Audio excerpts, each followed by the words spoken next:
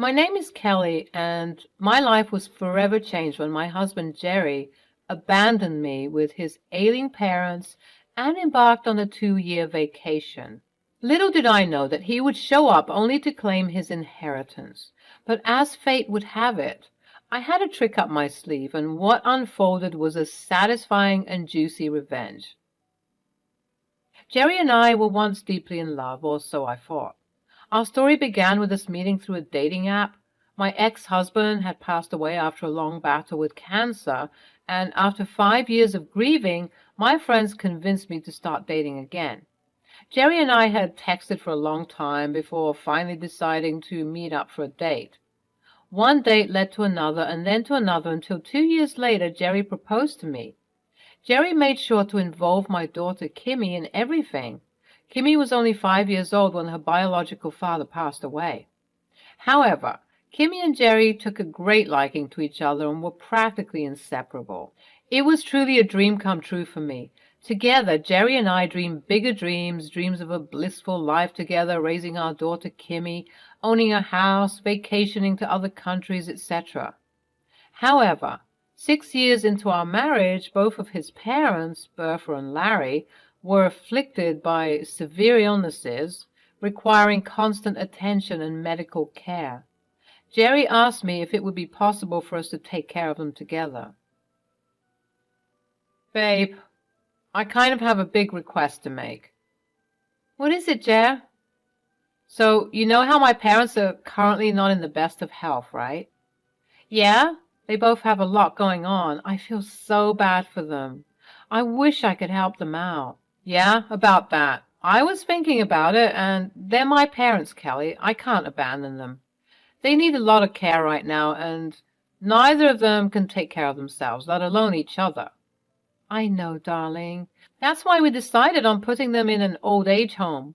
They'll be well taken care of. If your ask is going to be about the money required, don't worry, we'll pitch to the best of our ability. No, Kelly, it's not about that. I was thinking of something else. What are you trying to say, Jer? Just spit it out. I was actually going to ask if it would be possible to have my parents move in and we take care of them. Oh, Jer, I don't know. I'm already swamped with work and raising Kimmy.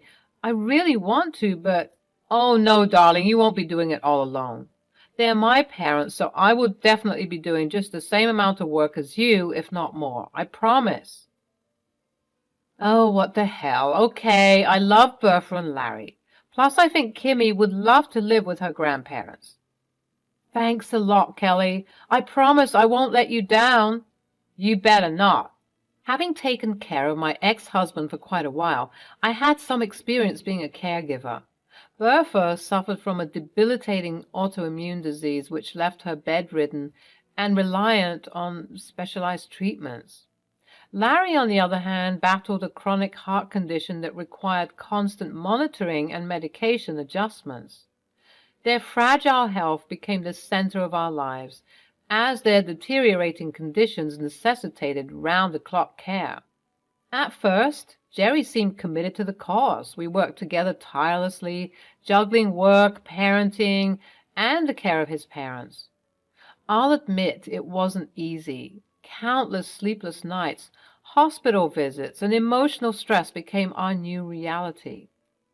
But we soldiered on, driven by the love we had for Bertha and Larry and the desire to provide them with the care they deserved. For a while, we managed to find strength in each other, but as the months wore on, a troubling shift began to occur. Jerry's once unwavering commitment to his parents started to wane. It started with missed doctor's appointments, excuses of being too busy, and a growing disinterest in their well-being. I could see the strain that this put on Bertha and Larry, and I felt my heart breaking for them. As the months turned into years, Jerry's withdrawal from his responsibilities became more apparent. He began spending more time away, claiming business trips and other obligations that conveniently kept him from being present. The burden fell heavily on my shoulders as I tried to balance work, parenting, and the increasing needs of his parents. Amid the chaos, I could see the toll it took on Bertha and Larry. Their faces mirrored a sense of disappointment as the son they had raised seemed to be slipping away. Their health continued to deteriorate, and their need for care only intensified. Yet Jerry seemed more preoccupied with his own pursuits, detached from the pain and suffering that surrounded him.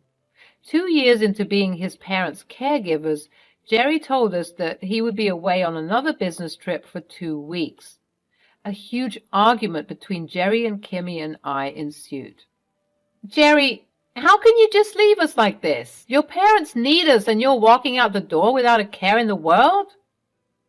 "Oh, here we go again, always making it seem like I'm the bad guy. I have important work to attend to. Kelly, it's not like I'm abandoning them forever." "Dad, you can't just keep leaving us like this. Grandma and Grandpa need us and you're never here. It's not fair." "You think I don't know that? Do you think I enjoy being away? I have responsibilities too, you know. I can't always drop everything just because they're sick." "Responsibilities? What responsibilities, Jerry? You've been absent for months. Your parents are suffering. And you're nowhere to be found. It's like you don't even care anymore." "Don't you dare accuse me of not caring. I'm doing the best I can to balance everything. I have a career to maintain, and it's not easy juggling it all." "It's not about juggling, Dad. It's about being there for your own family. We need you. And your parents need you. But you're always putting yourself first." "That's not fair, Kimmy. I'm doing this for all of us to provide a better life. Can't you see that?" "A better life? Is that what you call leaving your parents when they need us the most? You're abandoning them, Jerry, and it's tearing our family apart." "Maybe if you took better care of them, I wouldn't have to constantly be the one to step in. You're always making me out to be the villain, but you're not perfect either." "That's not true, Dad. Mom has been taking care of Grandma and Grandpa all by herself. She's been doing everything she can to make sure they're comfortable." "Kimmy's right, Jerry. I've been doing everything in my power to care for your parents. I've sacrificed so much for them, and I thought you would be by my side." "Well, maybe I've had enough of sacrificing. Maybe I'm tired of putting their needs before my own. Maybe it's time for you to figure out how to handle things on your own." "Is that what you're saying, Jerry? That you're done with us? Done with your own parents? I never thought I would hear those words from you." "Maybe it's time for a reality check, Kelly. This isn't the life I signed up for. I need some space to figure things out." Jerry stormed off into our bedroom and began packing his things. Without saying another word, he left us for his business trip. Looking back, Kimmy and I always felt guilty for being the reason that Jerry left us on that fateful night. We spent countless nights crying to each other about it. We tried our hardest to get back in contact with him, but to no avail. The 2 weeks eventually became 2 months. Bertha and Larry took their son's departure even harder. Their health only worsened as time passed, making it even more difficult for me. I was left to shoulder the immense burden of caregiving alone. The days blended into a blur of hospital visits, medication schedules, and endless household chores. Eventually, as months turned to a year, I decided to stop grieving about the loss of yet another husband and entirely devoted my time and energy to taking care of my in-laws and raising my daughter. It got harder trying to balance it all alone. I often went nights without any sleep or rest. But despite the overwhelming weight on my shoulders, I refused to let any bitterness consume me. My love for Bertha and Larry and my dedication to ensuring their comfort drove me forward. With Jerry's absence, I found solace in my role as the pillar of strength for Bertha, Larry, and Kimmy. Days turned into nights and nights into months. I became well-versed in administering medications, handling medical equipment, and organizing a meticulous care routine. Bertha and Larry began to rely on me not just as a daughter-in-law, but as their primary caregiver. While it was an exhausting journey, the bond between us grew stronger as they recognized my unwavering commitment to their care. Through it all, Kimmy stood by my side. Though she was young, her empathy and maturity shone through. She became a pillar of support for me, offering a listening ear and a loving presence during the darkest times. Kimmy's heart broke for her grandparents, and she formed a deep bond with them, understanding the weight of their illnesses and the significance of the love and care they needed. The four of us together created a haven of love and support amidst the chaos. After 2 years of relentless dedication and sacrifice, Jerry reappeared in our lives, driven by greed I never thought possible. He had his eyes set on the inheritance left behind by his parents, but I held the key to his downfall. You see, during his absence, Bertha and Larry had asked me to recognize their financial and legal affairs, ensuring that their inheritance would be protected from any potential harm. They also asked that all estates that were meant to be given to Jerry be transferred to Kimmy and me. Touched by Bertha and Larry's trust and undying love and support for me, I did everything they asked me to and more. I felt appreciated for all the hours I spent taking care of them. While getting all their documents rearranged, I decided to contact the private investigator I had hired to keep watch on my husband, Jerry. As naive as it sounds, I did not want to necessarily leave Jerry nothing. I completely understood how the pressure of taking care of his aged parents could have gotten to him. In no way would I have negotiated a significant inheritance for him, just a little as an obligation. However, that thought process got quickly shut down when my private investigator revealed to me the actions of my husband during the period that he abandoned us. Let me give you a little backstory to my hiring of a private investigator. I had become suspicious of Jerry's motives long before he vanished from our lives. Something about his sudden disinterest in his parents' well-being and his incessant excuses didn't sit right with me. With that gnawing intuition, I took it upon myself to investigate further. I delved into the financial records and legal documents and found multiple transactions to an unknown account. When I confronted Jerry about this, we got into one of the biggest arguments in our relationship. Jerry, we need to talk. I've been looking into the financial records and I found some transactions to an unknown number. Can you explain what this is all about? Look, it's none of your business. Why are you snooping around and digging into things that don't concern you? Jerry, these transactions directly affect your parents and their well-being. I deserve to know what's going on. Are you hiding something from me? I told you it's nothing. Stop interrogating me and invading my privacy. Can't you just trust me for once? Trust you? Jerry, your parents need us, and if you're involved in something that could potentially harm them, I have every right to know. This affects our entire family. You're blowing this up out of proportion, Kelly. It's a misunderstanding, and you're always jumping to conclusions. I can't take this anymore. Jerry, don't you see?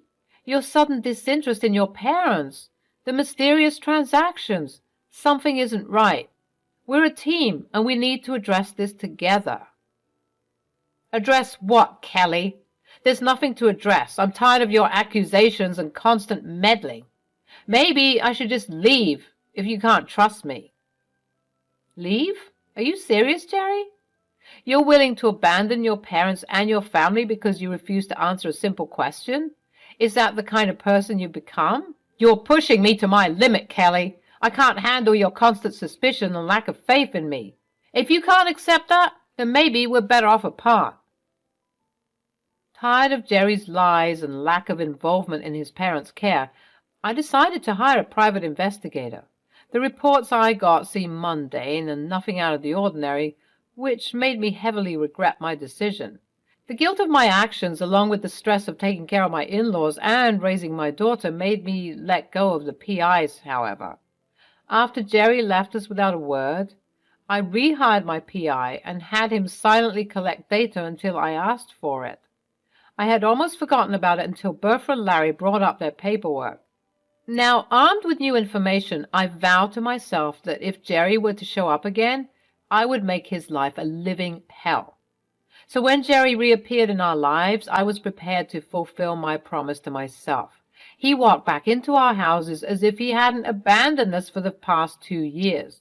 Without so much as a look at his parents and a glance at Kimmy, He made a beeline straight to me.